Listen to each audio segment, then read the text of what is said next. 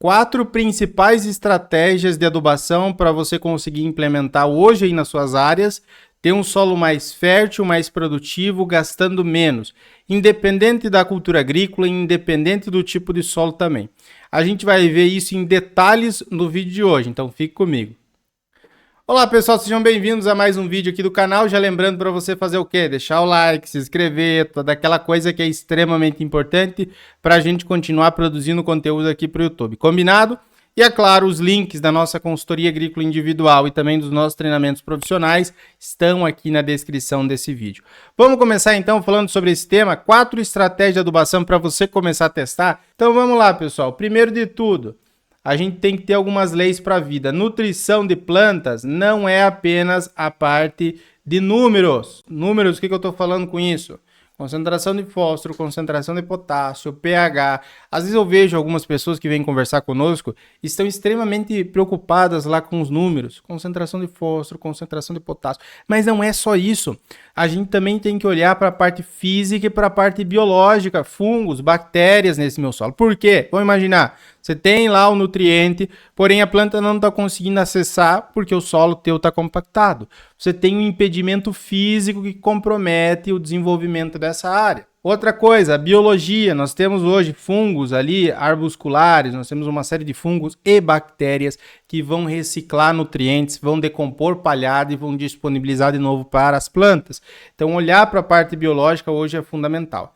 E é claro, comece a testar coisas novas. Eu vou contar umas coisas para vocês que a gente sempre está atendendo aqueles produtores que estão entrando agora na sucessão familiar da propriedade da família, né? E aí muitas vezes eles são do agro, mas eles não administravam plenamente ou eles vieram de uma outra área para trabalhar no agro agora. E aí eles querem começar a testar coisas novas, mas às vezes o gerente lá da fazenda dele ou alguém que está no operacional tem uma resistência a mudar algumas coisas. Mas a gente pode ir aos poucos mudando, implementando algumas dessas estratégias que eu vou mostrar para vocês, porque a gente quase toda semana pega produtor, às vezes grande, de soja, lá do Tocantins, lá do Mato Grosso, de São Paulo, que fala, ó, Jonathan, eu tinha um gasto, muitas vezes como fertilizante na minha área, de 2, 3 milhões. A gente fazendo alguns ajustes aqui, a gente consegue diminuir para 600 mil, para 1 milhão e 200, mantendo uma expectativa de produção muito alta. E tem estudo de caso aqui do canal que a gente mostra isso também para vocês. Então essas coisas novas, quando bem embasadas em técnica, em ciência, elas tendem a dar um resultado extremamente interessante para as propriedades rurais. Aprenda com os erros. Opa, errei esse ano, eu poderia ter melhorado aqui, poderia ter melhorado lá. Por isso que todo produtor nosso, ele tem a sua pastinha com análise de solo, com as recomendações. Para quê? Para a gente conseguir fazer um comparativo, uma evolução dessa área ao longo do tempo. E também, se você está com dúvida, né? Eu estou com dúvida de implementar um fósforo em cobertura.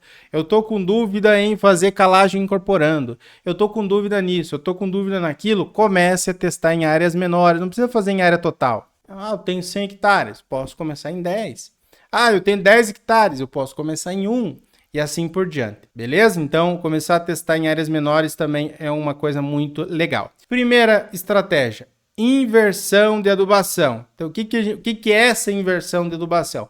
Aqui acontece principalmente com o nutriente potássio. A gente usa muito potássio. Ele é extremamente importante para ativação de enzimas, translocação de açúcares, abertura e fechamento estomático. E ele tem uma mobilidade no solo muito boa também. Ele não lixivia tanto quanto se pensa. Então, ele lixivia muito. Não é esse absurdo, beleza? Já tem várias pesquisas apontando nesse sentido. Que ele pode ser colocado no início de desenvolvimento da espécie de cobertura, como o milheto e a nossa braquiária. Jonathan, como assim? Vamos imaginar o seguinte sentido. Você tem um solo. Primeiro, está corrigido com potássio. O potássio seu está alto ali, acima de 0,3, 0,4 centimol. E você está trabalhando com a soja, cultura de grãos. Aqui, claro, eu não vou usar exemplo de todas as culturas agrícolas, mas ela serve para todas as culturas agrícolas, perfeito? Vou imaginar que você planta soja no final de outubro e início de novembro. Se o teu solo está corrigido em potássio, muitas vezes você consegue plantar essa soja sem nada de potássio na base, só com MAP. E colocar esse potássio que é necessário, porque a soja vai exportar um pouco desse potássio que está no solo, lá depois, quando você plantar o seu milheto ou braquiária final de fevereiro, início de março do outro ano. E você já está pensando em manter o nível desse nutriente alto no solo. Já tem várias pesquisas indicando que a gente consegue ter um excelente resultado também nesse sentido. Colocando só o que eu preciso, pensando na exportação do nutriente que foi perdido, né, que foi vendido, aliás, e também o que foi lixiviado. Mas se a gente trabalha com rotação de culturas, com espécies de cobertura, pode ter certeza que a lixiviação, as perdas desses nutrientes serão bem pequenas. Já estamos notando excelente resultado com antecipação de nitrogênio, nosso querido nitrogênio, principalmente para a cultura do milho. Já está se colocando esse nitrogênio logo depois do plantio do milho. Então, plantou o milho, aplica esse nitrogênio ou aplica muitas vezes no milho palito, mas a gente tem visto os bons resultados dos nossos testes aqui com a aplicação desse N depois do plantio do milho, tá? Plantou, aplicou esse nitrogênio, essa ureia, essa fonte nitrogenada, com bons resultados na sequência, antecipando bastante também. Em alguns casos, mas aí é mais caso a caso, é mais regional, a gente poderia antecipar esse nitrogênio, inclusive, para a cultura anterior. Se eu tenho uma aveia, por exemplo, anteriormente, se eu tenho um azevém anteriormente, eu poderia antecipar uma parte desse nitrogênio. Porém, a discussão aí seria um pouco mais longa, mas é uma possibilidade que vai crescer no futuro, principalmente com novos estudos. O fósforo em cobertura em área total é uma situação específica de cada área que pode ser estudada. A gente está vendo que está crescendo a quantidade de semeadoras sem caixa de adubo. Vai ser uma realidade cada vez mais discutida esse fósforo em cobertura sempre com o solo corrigido, perfeito? Esse fósforo em cobertura também deve ser acompanhado com um nível suficiente de fósforo no solo.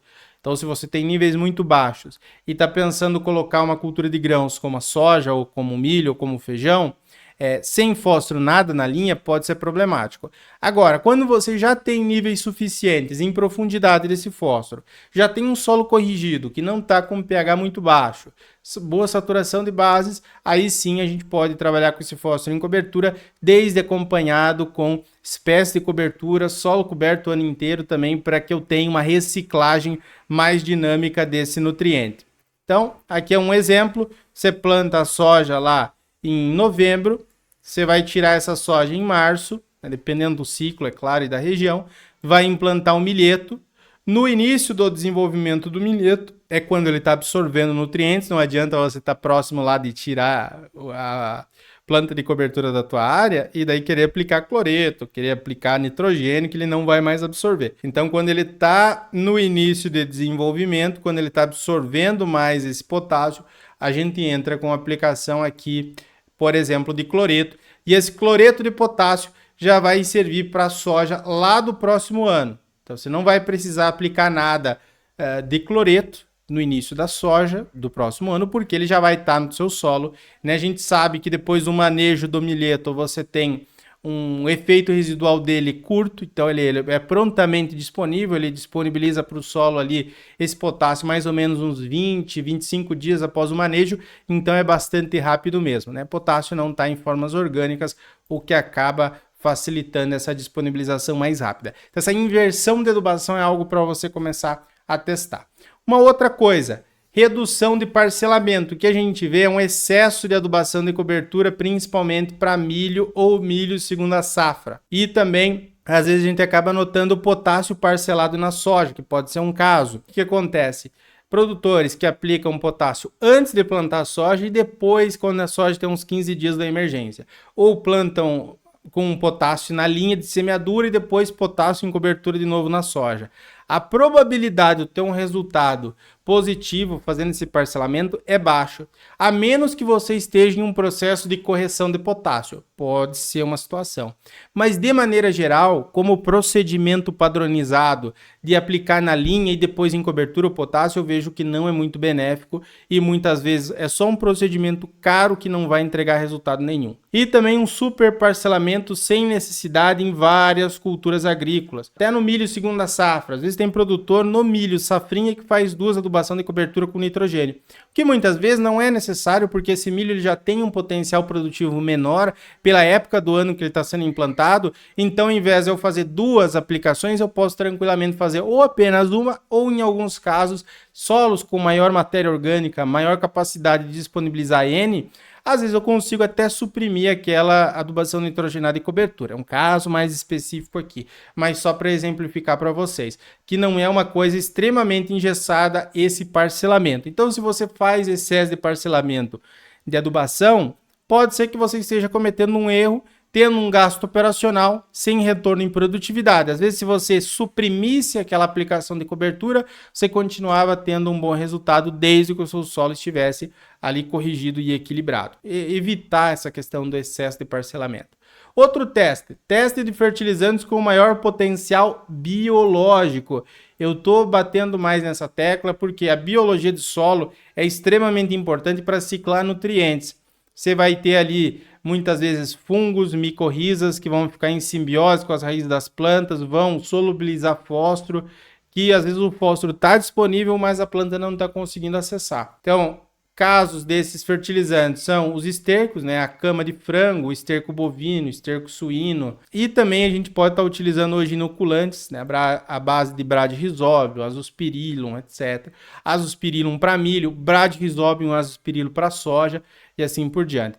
Nós temos também hoje no mercado solubilizadores de fósforo, que são produtos, a gente até pode gravar um vídeo especificamente sobre isso, sobre solubilizador de fósforo, né, que vai ter ali micro-organismos, principalmente alguns fungos, que vão ajudar na simbiose com as raízes a disponibilizar um fósforo que está inacessível para as plantas. Né? Esses micro-organismos eles produzem ácidos fracos, que, né, por isso que eu tenho lá, às vezes, na análise de um fosfato natural, fósforo total, fósforo solúvel em água, fósforo solúvel em CNA e água ou fósforo solúvel em ácido cítrico. Essa solubilidade que está dizendo ali imitam os ácidos fracos que os micro-organismos no solo produzem. Se eu tiver uma maior atividade biológica, eu vou ter uma maior solubilidade desse fósforo que está disponível no solo. Então, uma coisa para a gente começar a pensar. Outros produtos biológicos com potencial de melhoria dos atributos do solo. Hoje a gente tem vários aí no mercado que podem começar sim a serem testados. Outra coisa, aumentar a ciclagem de nutrientes. O que acontece? Muitos nutrientes que estão no solo foram lixiviados ou podem ser lixiviados, principalmente com um manejo que não é feito com plantas cobrindo esse solo o ano inteiro, né? Ou você tira lá a tua soja e você ficou um período de pousio, que às vezes pode ser de 30, 40, 45 dias, deu alguma chuva mais forte, se teu solo não estava coberto e você pode perder alguns elementos por lixiviação. É necessário estimular a ciclagem de nutrientes através de rotação de culturas e plantas de cobertura. Então, se você pega o sistema radicular do milho, ele é bem mais profundo do que do feijão, ou muito mais profundo do que o do soja também. Por mais que sejam profundos da soja, do feijão, mas o milho é maior, porque ele tem um sistema radicular fasciculado e também bastante profundo. São características das gramíneas. A própria braquiária tem essa característica, o milho, né, o milheto, o sorgo também. É diferente, vai acessar camadas mais profundas desse solo em busca de água e de nutrientes, vai trazer para a superfície e você mantendo essa palhada, esse nutriente que estava lá lixiviado, que não estava sendo acessado pelas raízes da soja ou do feijão, que são mais superficiais, conseguem, né, porque foram trazidos novamente à superfície, serem acessados aí em sequência. Então vocês estão vendo aqui, ó, as raízes do milheto, como que elas têm uma boa densidade. Isso aqui a gente chama do sistema radicular fasciculado. Nós temos o sistema radicular característica axial, que é a da soja, né, que tem uma raiz principal e depois vai largando raízes secundárias lateralmente. Aqui no caso das gramíneas não. Eu tenho um sistema que é bem fasciculado, que é bem profundo e bem denso também. Vocês estão vendo a diferença aqui? Nós temos o sistema radicular do milheto, do sorgo, do milho, da braquiária, e aqui a da soja, que é bem menos denso e bem menos profundo comparativamente com essas outras gramíneas. Nós temos as gramíneas de inverno também, que são o trigo, centeio, aí nós teríamos a aveia, o azevém, que são mais sistema radicular mais superficial, né, com menos produção tanto de biomassa de superfície como também de produção desse sistema radicular. Então a diferença bastante grande dessa condição. Perfeito? Então é algo que a gente pode começar a testar também. Então comece a testar tanto essa alteração da adubação, né, inversão de adubação em uma outra época do ano, essa redução de parcelamento que eu falei para vocês também pode ser algo interessante. Trabalhar com a parte de biologia de solo também, você pode começar a testar. Enfim, são estratégias bastante úteis para você começar a reduzir custo muitas vezes no que você está fazendo e aumentar a fertilidade, aumentar os resultados que você consegue aí nas suas áreas. Certo, pessoal? Se você tem interesse na nossa consultoria agrícola individualizada, onde que a nossa equipe de engenheiros agrônomos, especialistas em fertilidade do solo, pode te auxiliar do início até o final aí do seu cultivo, com um passo a passo do que você precisa fazer, sem desperdício de dinheiro e sem enganação, certo? Aqui na descrição tem um link para você nos chamar lá no WhatsApp. E também tem os nossos treinamentos profissionais aqui abaixo para você começar a se profissionalizar no agro. Fique com Deus, galera. Até o nosso próximo vídeo e tchau, tchau.